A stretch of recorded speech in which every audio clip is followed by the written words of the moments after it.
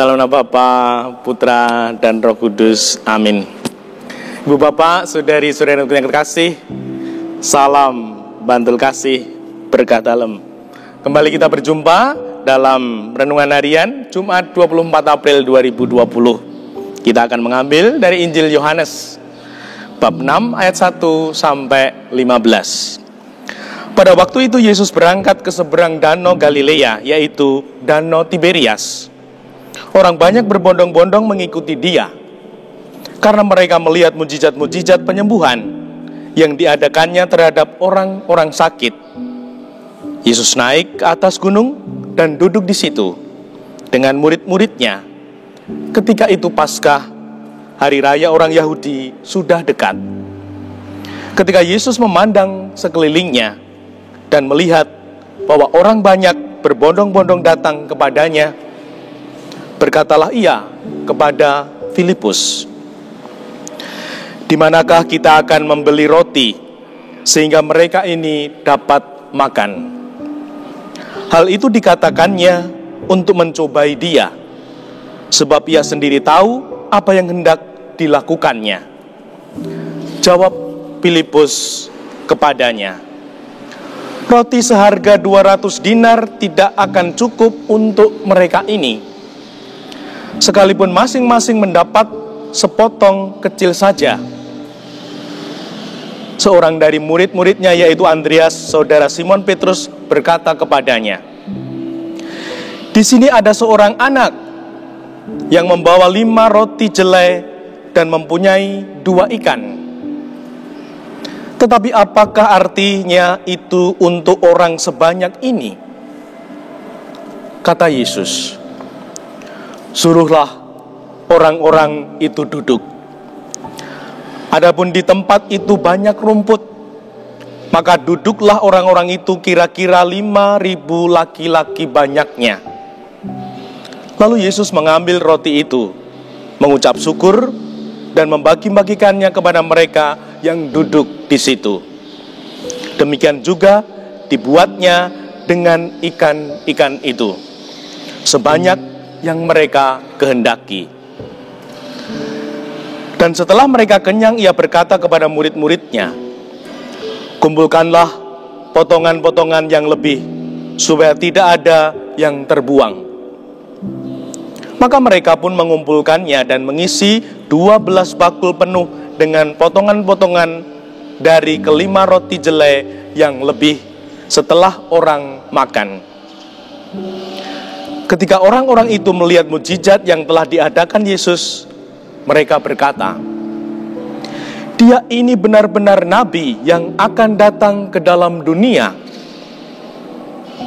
Karena Yesus tahu bahwa mereka akan datang dan hendak membawa dia dengan paksa untuk dijadikan raja, ia menyingkir lagi ke gunung seorang diri. Demikianlah Injil Tuhan.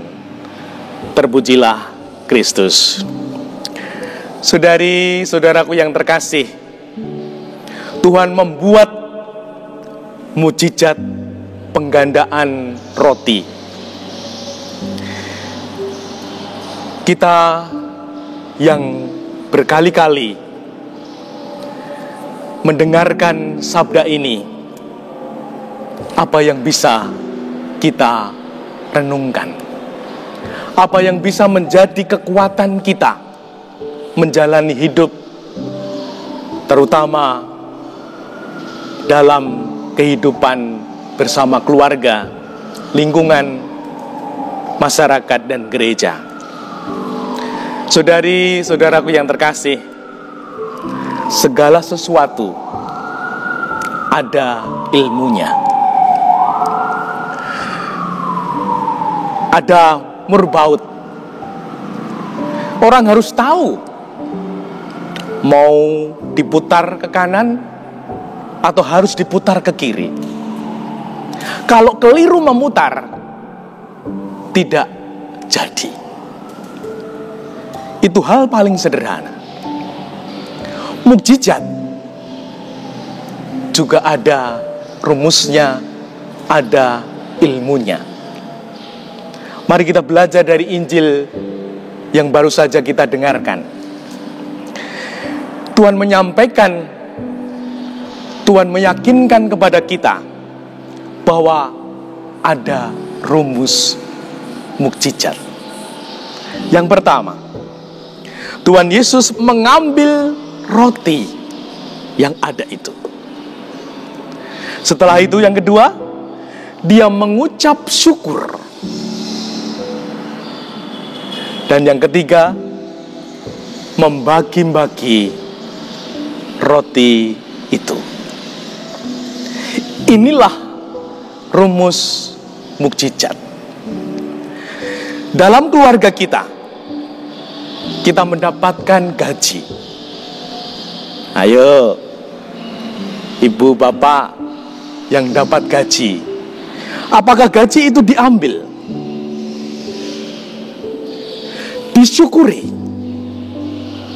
kemudian dibagi-bagi untuk makan, untuk sekolah, untuk kesehatan, untuk belanja kebutuhan tidak pokok, pulsa dan lain sebagainya. Nah, kalau kita punya rumus mukjizat itu, Tuhan akan membuat cukup. Namun lain, ketika dapat gaji, wah, ini bisa beli apa ya? Ini bisa untuk kuliner apa ya? Ini bisa untuk ini itu ya? Wah, langsung pikirannya kemana-mana. Dan akhirnya tengah bulan sudah habis, akhir bulan sudah lemes. Begitu pula orang Jawa punya keyakinan ya, bahwa kalau kita mensyukuri hidup, itu seperti seorang petani yang menanam, nandur. Sing nandur bakalan panen. Nah, rezeki, gaji dibagi-bagi bahkan untuk yang kekurangan. Tuhan akan melipat gandakan. Nanam mangga 1 biji, buahnya berapa? Banyak.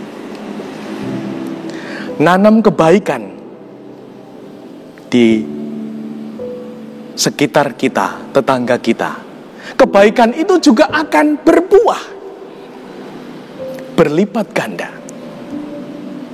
Nah, semoga sungguh-sungguh kita meyakini bersama Tuhan kita mendapatkan rumus mukjizat.